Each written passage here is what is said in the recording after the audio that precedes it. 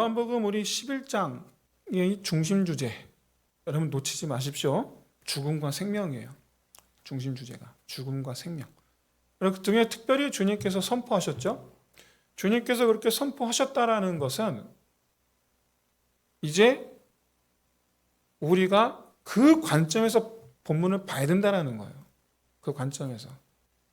뭐라고 선포하셨습니까? 에고 에이미, 나는 부활이요 생명이다.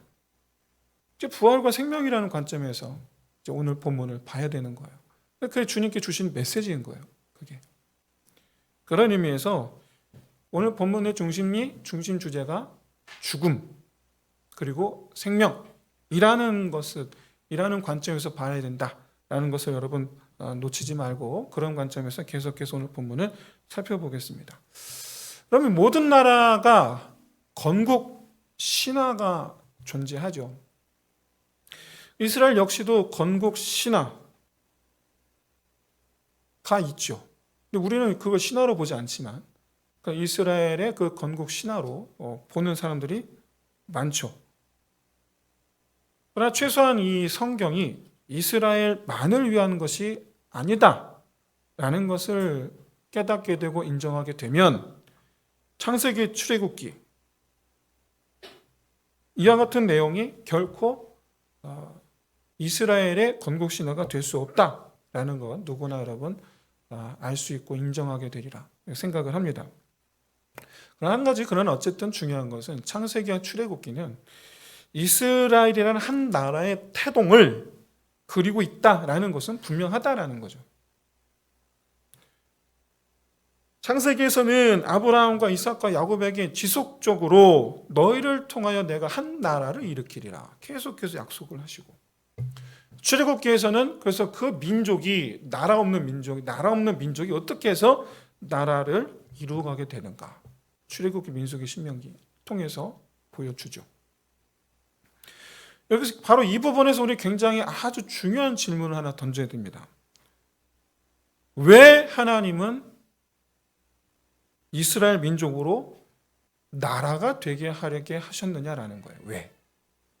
왜 나라가 되게 하셨느냐?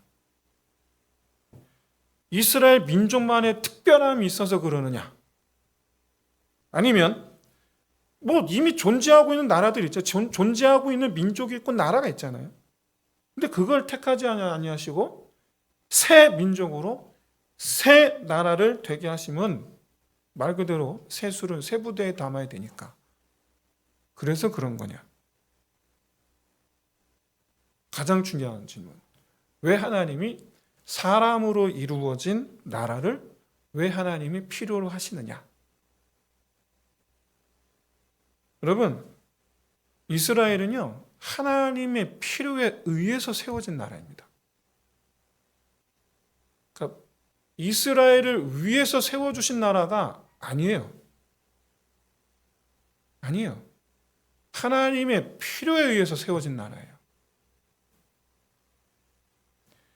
그렇기 때문에 여러분, 이스라엘은 나라의 존속 여부가 하나님의 필요에 충족이 되느냐, 그렇지 않느냐에 따라서 결정이 됩니다. 이걸 여러분 우리에게 그대로 가져와 보시면 우리가 더 많은 고민을, 신앙에 대한 우리의 자세에 대해서 더 많은 고민을 하게 되죠. 교회는 하나님의 필요에 의해서 세워진 겁니다. 교회의 성도가 되게 하심은 하나님의 필요에 의해서 성도가 되게 하신 겁니다. 많은 분들이 하나님의 택하심을 생각할 때에 자기를 복되게 하시려고 하나님께서 택하셨다라고 생각을 합니다. 맞는 말이에요. 틀리지 않아요. 그런데 부족해요. 점수로 따지면 50점이에요. 안 틀렸으니까. 자기만 복되게 하기 위해서가 아니고 하나님도 복되게 하기 위해서예요. 하나님도. 우리가 누군가를 선택하여 결혼을 한다고 한다면 나만 행복하기 위해서 결혼을 하는 겁니까? 아니죠. 그럼 반대로 상대방만 행복하게 하기 위해서 결혼하는 겁니까? 그것도 아니죠. 두 사람이 함께 행복하기 위해서 결혼하는 겁니다. 함께 행복하려고. 어느 한쪽에게 희생을 강요하면 안 돼요. 하나님의 택하심은 이와 같은 하나님과 우리의 관계, 결혼 관계와 같다. 그래서 하나님의 택하심은 우리가 하나님을 알고 우리가 하나님의 사랑을 깨닫고 하나님과 함께 서로 사랑하는 관계로 들어가는 것까지가 하나님의 택하심이에요. 얘가 택하심. 우리가 구원받음이 아니에요. 많은 분들이 개념적으로 우리를 구원하심과 하나님의 택하심을 같게 바라보는데 아닙니다. 그래서 하나님의 택하심을 받으면 그때부터 우리는 하나님과 함께 가는 인생을 사는 거예요. 하나님과 함께 가는 게 나를 위해서가 아니에요.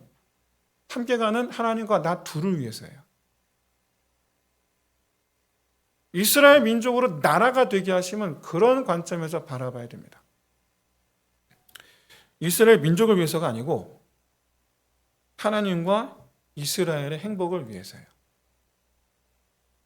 그래서 출애굽기 이후 하나님께서 기대한 가나안 땅의 이름은 이스라엘 정복하고 이스라엘 차지하고 그리고 그렇게 해서 나타나게 될 가나안 땅의 그 모양은 하나님께서 기대하신 모양은 샬롬이었단 말이에요. 평안. 피스로 해석해도 되고 해피로 바라봐도 되고. 그런데 엔샬롬이죠. 노 피스, 언해피. 왜 그랬습니까? 하나님과 이스라엘의 이 관계는 최소한 하나님 입장에서는 불행한 관계였어요. 하나님 입장에서는. 하나님은 행복하지 않았어요.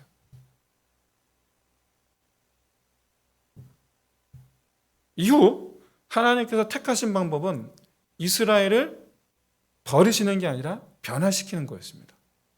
이후에. 그리고 이것을 위해서 오신 분이 우리 주 예수 그리스도이시죠. 여기서 한 가지 우리가 짚고 넘어가야 될 점이 있습니다. 여러분, 이스라엘 어떻게 했길래 하나님은 불행한 나라가 되었느냐? 엔샬롬의 땅이 되었느냐라는 거예요. 결과적으로 이스라엘도 불행해졌죠. 그 이유가 뭐였습니까? 하나님의 말씀을 전혀 아랑곳하지 않았기 때문이에요. 하나님의 말씀을 아랑곳하지를 않았어요. 말씀을 하시든지 말든지 나는 내 갈 길을 가겠나이다. 이와 같은 이스라엘 백성들의 이 태도에 대해서 사사기는 정확하게 이렇게 얘기하죠. 자기 소견에 옳은 대로 행하였더라. 그럼 여러분, 하나님의 말씀이 뭐가 있었습니까? 크게 두 가지죠. 크게 두 가지. 첫째, 하나님 사랑하고 둘째, 이웃을 사랑하고. 그런데 이스라엘은, 가나안 땅에서 이스라엘은 우상을 사랑하고 자기들끼리 서로 잡아먹었죠. 수탈의 대상으로 삼았죠. 뺏는 대상으로 삼았죠. 어떻게 잡아먹었습니까? 놀랍게도 율법을 이용했죠. 밭에 곡식을 남겨두어서 고아와 과부와 나그네로 먹게 하라. 그렇게 말씀하셨는데 밀알은 다 긁고 줄기만 남겨놓죠. 줄기만. 멀리서 보면 있는 것 같아요. 근데 보면 없어. 땅에 떨어진 거 줍지 말라. 가라지는 남겨놓고 알곡은 다 가져가죠.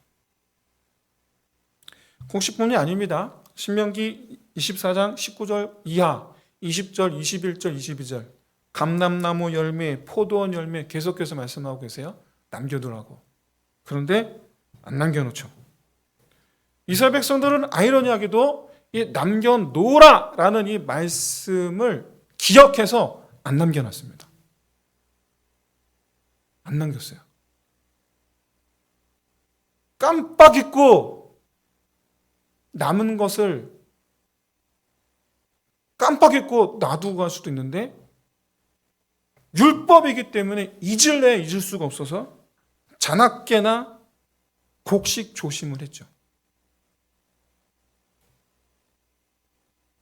여기서 여러분 이스라엘 나라를 향한 하나님의 뜻을 발견할 수 있는 저 여러분 되시기를 주의 이름으로 축원드립니다. 왜 이웃을 사랑하라 하신 걸까요? 왜 곡식을 남겨두게 하신 걸까요?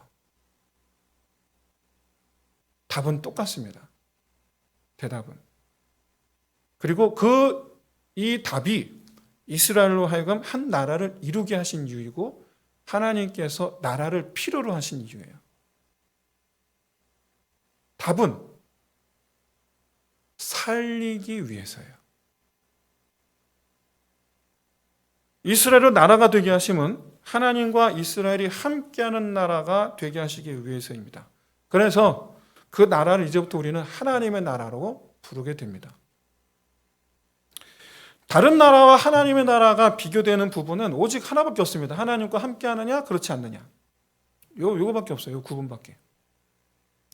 그래서 이스라엘이 하나님과 함께하는 나라, 하나님의 나라가 되기 위해서 하나님과 함께하는 삶을 살아야 되는 거예요. 그렇게 하는 방법, 하나님과 함께하는 방법을 알려주는 게 율법이고 율법의 그 내용이 하나님 사랑, 이웃 사랑이죠. 다시 말해서 하나님과 이웃을 사랑하는 나라가 하나님의 나라가 되는 유일한 길이에요. 유일한 길, 유일한 방법. 그러니까 내가 하나님 나라 백성이 되려면 원수를 사랑하는 거예요. 안 하면 안 되는 거예요. 우리는 미워하면 끝까지 미워하잖아요.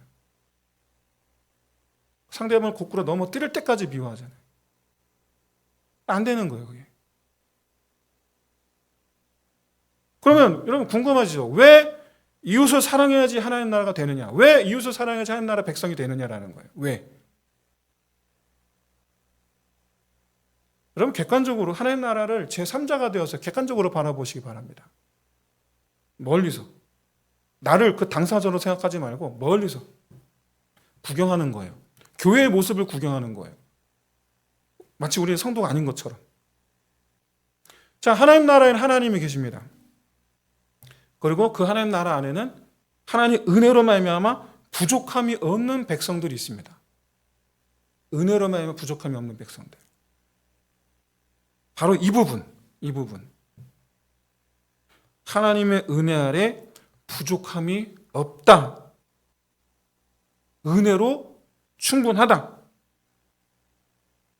그런 나라가 되기를 바라며 세우신 나라가 바로 이스라엘이라는 나라고 오늘날 교회겠죠. 그런 나라의 백성으로 삼으신 이들이 바로 아브라함의 후손인 이스라엘 민족이죠. 그래서 여러분 에덴에서 쫓겨난 이후로 최초로 하나님 나라의 백성이 된 이스라엘 사람들에게 하나님 분명한 목표를 주어주셨어요. 목표를. 바로 자기들이 하나님 은혜로 말미암아 은혜 아래 부족함이 없는 백성이 되는 것. 이스라엘 모든 백성들이 은혜로 부족함이 없는 백성들이 되는 것. 이게 여러분 이스라엘에게 주어진 목표예요. 이게. 그래서 여러분 서로 사랑하라라는 말씀은 서로가 하나님의 은혜 안에 있음을 확인시켜 주라는 뜻이에요. 내가 당신을 사랑합니다. 이 말하고 다니라는 얘기가 아니에요.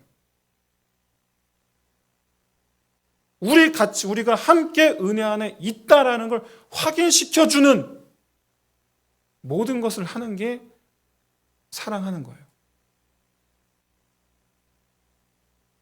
서로가 서로에게 은혜가 되어 주라는 거예요. 서로가 서로에게. 여러분 도윤이 병원에 입원해서 그때 치료비로 걱정할 때 여러분 최종적으로 치료비가 1억 8천만이 나왔어요. 제가 그 돈이 어디 있습니까? 제가 그 돈이. 근데 여러분 아시다시피 우리 교회 성도들과 및 모든 분들이 다 십시일반을 보내주는 저희가 여러분 그걸 보면서 제가 뭘 느꼈겠습니까? 하나님은 살아계시다를 느꼈잖아요. 하나님은 살아계시다.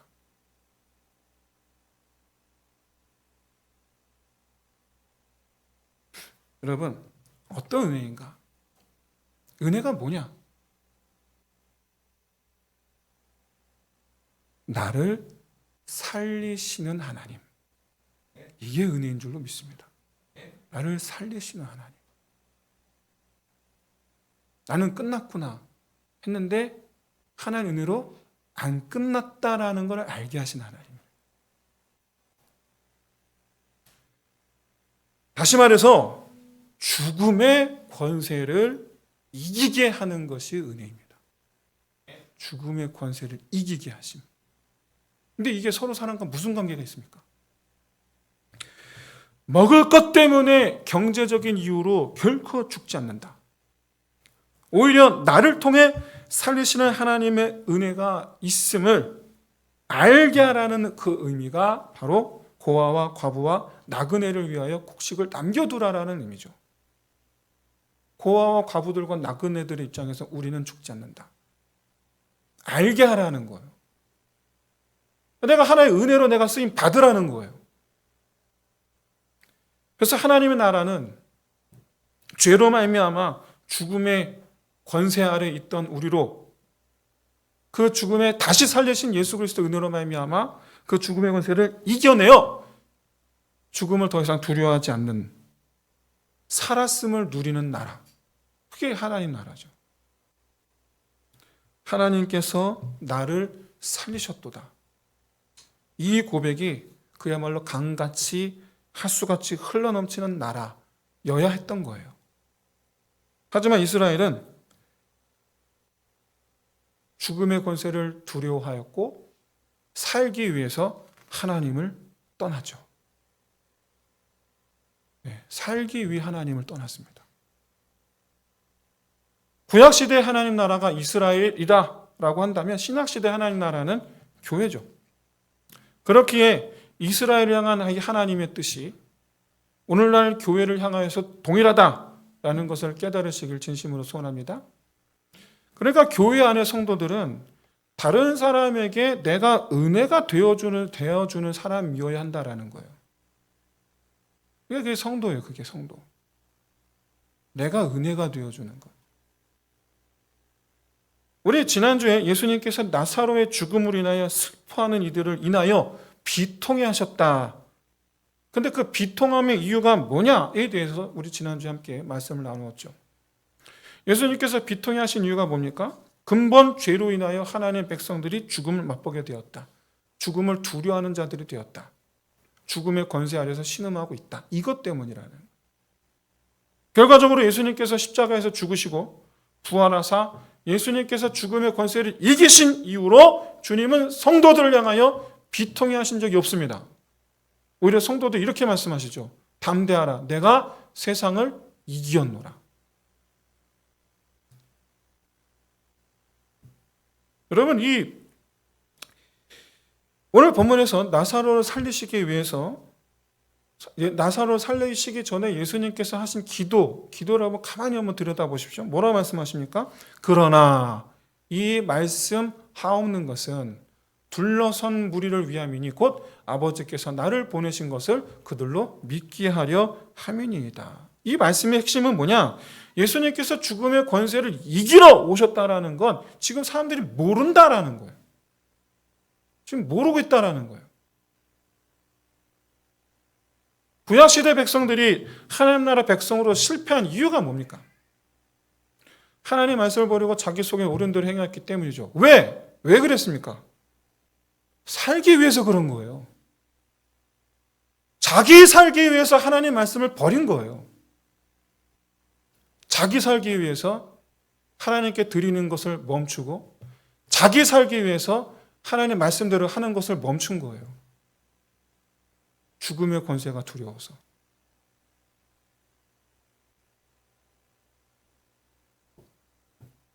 이스라엘 사람들은 죽음의 권세 아래에서 자기 살 길 찾아 헤맸고 항상 하나님 아닌 것에서 살 길을 찾았어요. 몇몇 소수를 제외한 절대 다수의 이스라엘 사람들은 하나님 나라 백성 되기를 스스로 거절했죠.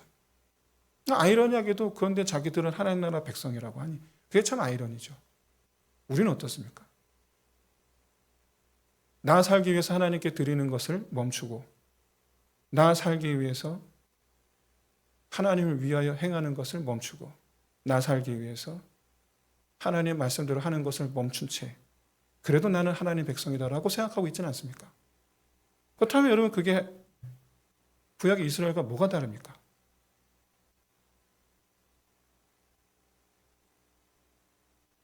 필연적으로 그런 과정, 그런 마음이 있다면 필연적으로 여러분 다른 사람 생각하는 마음 결코 찾을 수가 없어요.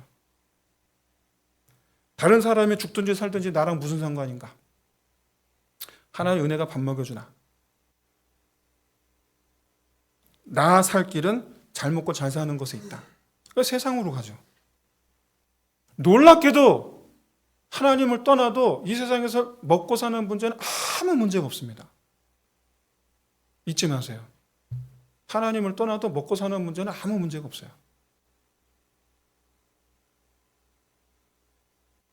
이스라엘은 정확하게 하나님께서 원하신 반대 방향으로 갑니다. 오늘날 새로운 하나님의 나라 백성인 저와 여러분, 우리는 어떻습니까? 살 길이 우리 주 예수 그리스도께 있음을 믿으십니까? 우리가 이미 영원히 사는 존재가 되었음을 믿으십니까? 내가 하나님 나라 백성임을 여러분 확신하십니까? 죽음을 두려워하지 않고 살았음을 여러분 믿으신다면 더 이상 나 살 길 찾아 다른 사람 외면하는 게 아니고 하나님 외면하는 게 아니고 함께 서로가 우리 은혜 안에 있어 확인시켜주는 하나님 백성으로 살아가는 저와 여러분 되시길 주의 이름으로 축원드립니다. 그러면 우리가 서로 은혜 아래 있음을 서로 확인시켜주는 거 어떻게 합니까? 구약에서는 고아와 과부와 나그네와 및 그러니까 죽음을 앞두고 있는 사람들이에요. 고아와 과부, 나그네라는 표현이 죽음을 앞두고 있는 사람들이에요.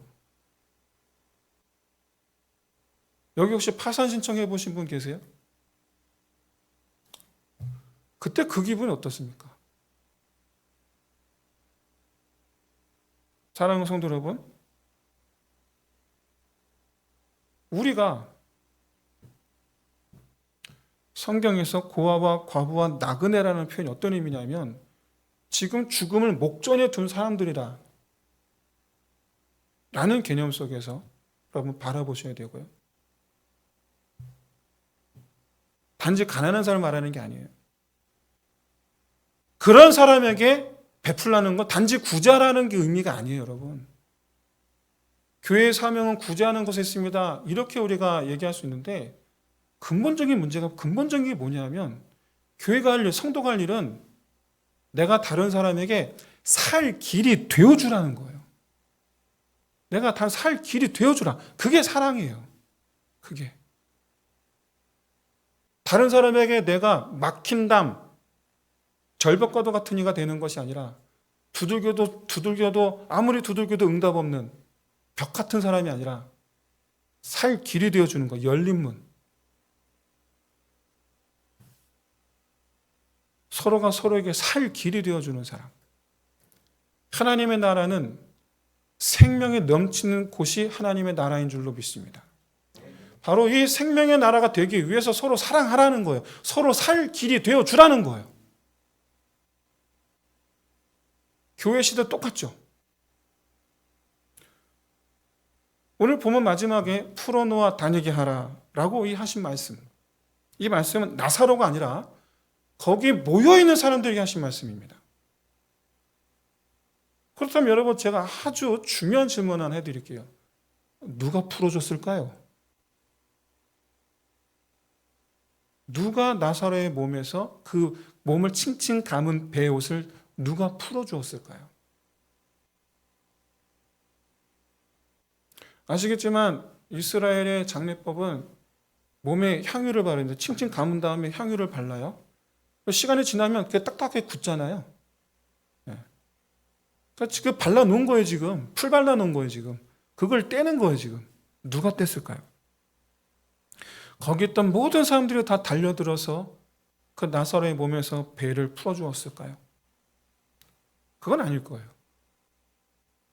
아마도 거기 있던 사람들 중에 적지 않은 이들이 분명히 죽은 시체가 지금 나왔으니 그 자체에서 오는 그 두려움, 무로 멀거니 보고만 있었을지도 몰라요.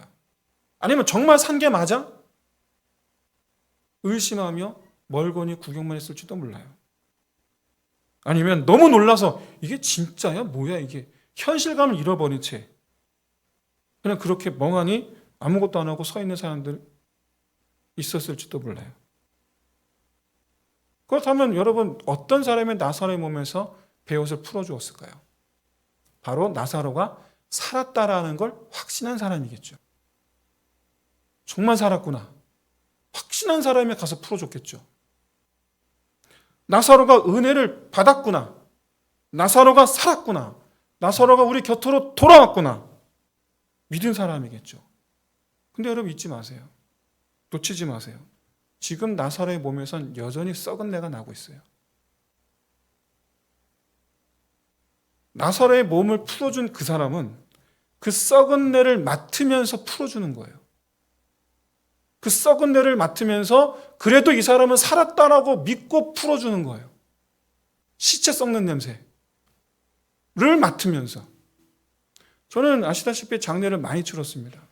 우리 교회에서는 제가 장례를 치른 적이 딱 한 번 있죠. 8년 동안 한 번 있어요. 할렐루야. 이것도 은혜인 줄로 믿습니다. 근데 제가 다른 교회 있을 때는 여러분 4년 동안 장례를 580번인가 했어요. 4년 동안. 아니 580번. 1년에 평균 80번이니까 48, 32, 320번이네. 곱하기를 못해갖고 어쨌든 300번 넘는 장례를 치렀어요. 근데 가끔은 입관 예배를 들어가서 합니다. 입관실에. 관뚜껑 열어놓고 고인의 얼굴을 보면서 그 머리맡에 서서 예배 인도를 합니다. 그때 여러분 냄새가 심해요. 제가 그 자리에서 말을 안 하는데 그 자리에서 제가 그런 말 하면 안 되죠. 꼴나죠. 근데 여러분 냄새가 심해요. 그러니까 고인된 얼굴을 보면서 예배를 드리는 거예요.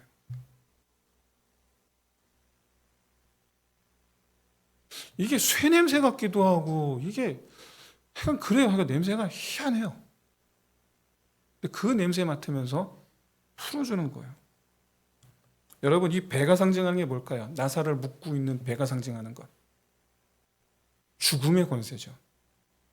죽음의 권세. 여러분 실제로 예수 믿고 구원받았다라고 그렇게 믿는다라고 하지만 여전히 죽음의 권세에 매여 있는 사람 정말 많습니다.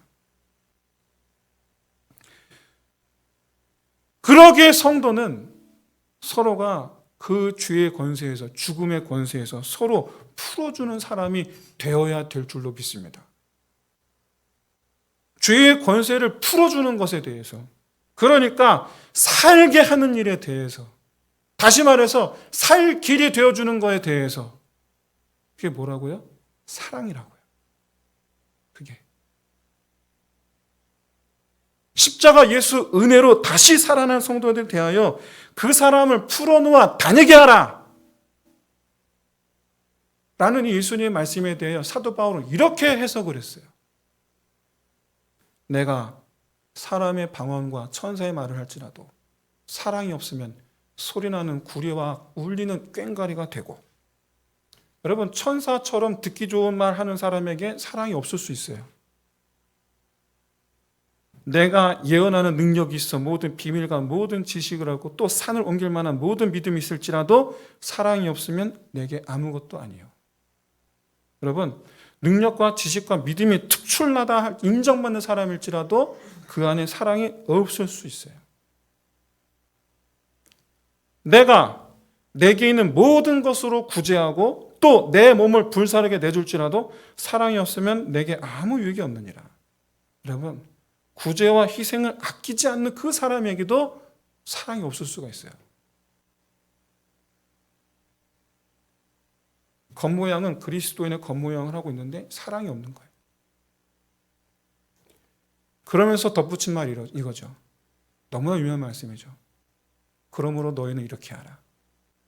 사랑은 오래 참고 사랑은 온유하며 시기하지 아니하며 사랑은 자랑하지 아니하며 교만하지 아니하며 무례히 행하지 아니하며 자기 유익을 구하지 아니하며 성내지 아니하며 악한 것을 생각하지 아니하며 불의를 기뻐하지 아니하며 진리와 함께 기뻐하고 모든 것을 참으며 모든 것을 믿으며 모든 것을 바라며 모든 것을 견디느니라. 사랑하는 성도 여러분, 잊지 마세요. 우리는 죄로 인해서 우리 몸에서 썩은 내가 납니다. 그런데 그렇다고 해서 썩은 내 나는 그 사람 멀리하면 안 됩니다. 썩은 내 나는 그 사람 분명 은혜로 거듭난 사람 아니다 라고 의심해서도 안 됩니다. 마치 입냄새처럼 자기 냄새 자기가 몰라서 그렇지, 그럼 우린 전부 썩은 뇌를 갖고 있어요. 썩은 뇌를 풍기고 있어요. 나는 모르는데 상대방은 나를 알아요. 다. 자기 썩은 뇌 안 난다고 여러분 이렇게 혼자 그렇게 생각하시면 안 돼요. 내가 못 맡아서 그렇지. 지혜로운 사람 어떻게 합니까? 대화할 때 이렇게 가리고 대화를 하잖아요. 아는 거예요. 아는 거. 내가 입냄새 나고 있어. 이거 아는 거예요. 내가 몰라서 그렇지. 하지만 나고 있어. 이걸 인정하는 사람이에요. 마찬가지입니다. 여러분. 겸손하십시오. 사랑은 겸손해야 됩니다. 여러분 이렇게 썩은 내 나는 그 사람 보고 너는 하나님의 사람이다. 너는 하나님께서 살리신 사람이다. 너는 하나님의 은혜 안에 있는 사람이다. 라고 하는 게 바로 서로가 서로를 풀어주는, 서로가 서로에게 살 길이 되어주는 거라는 거예요. 사랑하는 성도 여러분, 서로 사랑하라. 사랑하면 나한테 뭐가 생겨서가 아닙니다. 우리가 서로 사랑해봐야 우리한테 생기는 게 없어요. 때로는 손해도 봐야 돼요.